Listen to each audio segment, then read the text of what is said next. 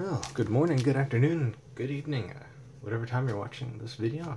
Hope you had a wonderful day, and tomorrow's really good, and I've got 5 packs to open up for today. Let's see what we get.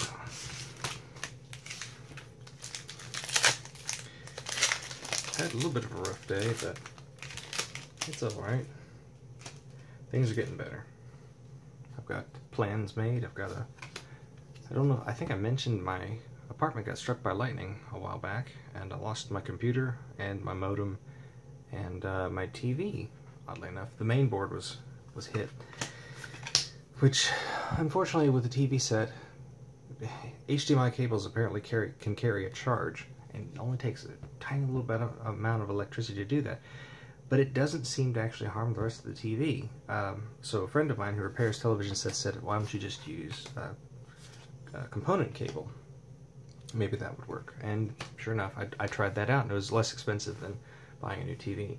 However, the computer is the most difficult part, because I really wanted to get into editing some videos, and I had a project in the works, but I don't know how to fix that, because it knocked the graphics cards off of my computer. So that's quite a setback, unfortunately.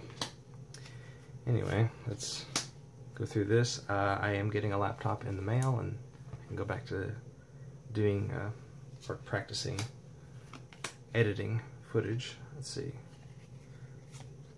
Got Sealed Starfish, Totem Guide, Heartbeast, and Goldforge Sentinel. Interesting. But our rare is Helm of the Gods. It's been a while since we've gotten an artifact rare. The equipped creature gets +1/+1 for each enchantment you control. Interesting card. 2 mana to do it. It doesn't reference itself because you could have it in play when there are no enchantments that you control, so it might not do any effect. But while Theros is still playable, it's a good card.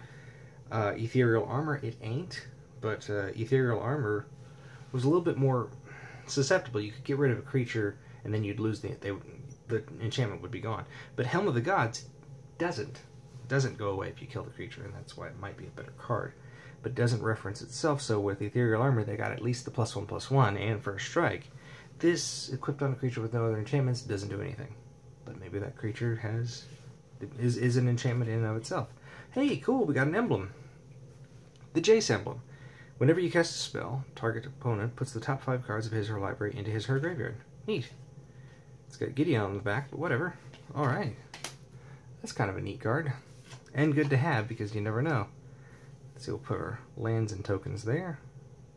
There we go. Next pack has Jace on the cover.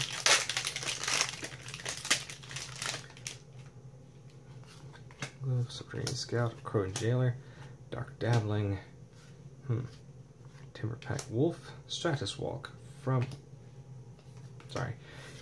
Theros block, oddly enough. Interesting card. You get to draw a card when you play it. Firecrest Disciple, 2/3 Death Touch with Renown 1. Interesting. Watercourser. That's a reprint card. Decent. You know, in blue, you don't normally get pump effects, and that's still pretty cool. Kind of neat artwork. Reminds me of the Abyss, the Pseudopod creature. Wild Instincts. Tormented Thoughts. Let's see. It's a discard effect. As an additional cost to cast Tormented Thoughts, target player discards a card, you sacrifice a creature as an additional cost, then the player discards a number of cards equal to the sacrificed creature's power. You combine it with a creature that would have died anyway, or you could combine it with the 1/5 cost that puts a 5/5 demon into play as a 2/2 creature in and of itself, but you lose 2 life according to the creature, so you sacrifice it, keep the 5/5 demon. Call it the Full Moon. You know how I feel about that card. Hey, that's cool. We got Ramroller. Decent card in Artifact. Artifacts are getting a lot of really cool 3-cost creatures. But we got Pia and Kiran Noir. 4 mana for 2/2. When they enter the battlefield, put 2 1/1 colorless Thopter artifact creature tokens with flying onto the battlefield. Then you can pay 2 and 1 red and sacrifice an artifact. And then Pia and Kiran Noir deal 2 damage to target creature or player. Neat. There's our land card and our advertisement card. On to pack 3 with Liliana. Being a little bit more clean with the empty wrappers. Healing Hands, Target player draws, or target player gains 4 life, and then you draw a card. 3 mana, sorcery. I wish they'd reprinted that one worm card where you got +1/+1 counters equal to the number of life you gained in the turn. That would have been interesting. Read the bone. Fairy. Miscreant. Nissa's Pilgrimage. Aesthetic. Here for Gear Crafter. Irosis Champion. There will only be uncommon colorless cards. There we go. Dwinen's Elite. Nice card. Another Gia's Revenge. I have too many of these now. Too many Gia's Revenge. Oh well.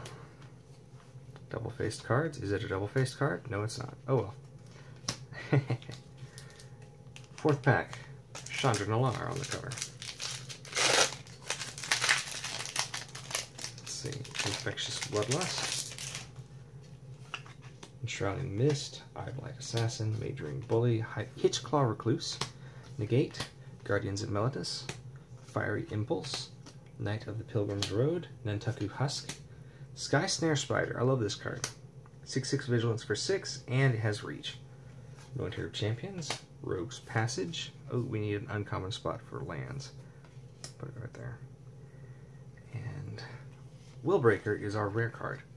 5 mana, 2/3. Whenever a creature an opponent controls becomes the target of a spell or ability you control, gain control of that creature for as long as you control Willbreaker.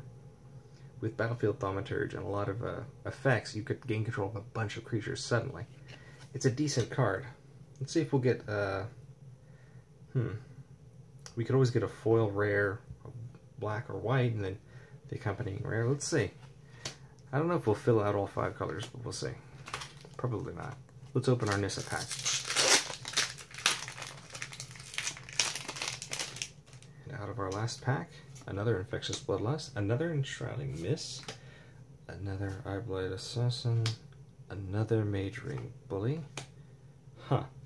Disperse, Orchard Spirit. That's kind of weird to have those back in the same order. There's an Nantucket Husk, though.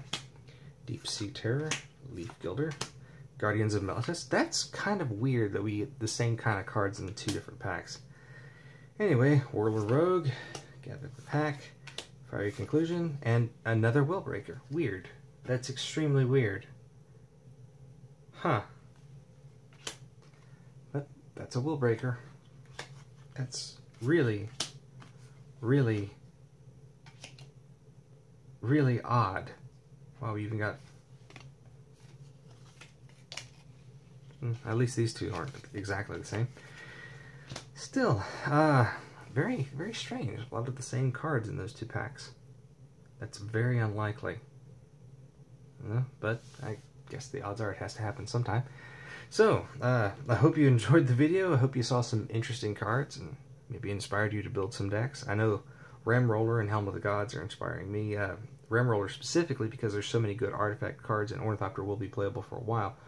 Making it into a 4/3 for 3 mana is pretty good. With Chief Engineer, you'd be able to cheat it into play by convoking it with your other creatures in play. So there's a lot of really cool artifact effects that are playable now, while Shrapnel Blast is also playable, and Soul Artifact is also playable. So there's a lot of really neat things you can do with artifacts right now. And a lot of neat things you can still do with enchantments. In fact, I kind of see a lot of good combos, like for the decks I'm already playing for Commander or Tiny Leader even, that I could see putting some of these cards in them. Maybe not Gia's Revenge. I have too many of these, and I still haven't really found a good deck for them. I mean, okay, 7 mana for 8/5 haste, can't be countered, whatever, because at 8/5, that 5 toughness, I mean, there are other cards in the set that can still kill it, and, you know, just deal combat damage, but it's an okay card, I guess. Oh well, at least we got the Jace emblem and a couple of Willbreakers, and Chandra Nalaar. Helm of the Gods. I did see a few cards that I was looking for, so that's good. Well, again, hope you're having a wonderful morning, a wonderful afternoon, or a wonderful evening, and I hope tomorrow is even better. Take care, everybody.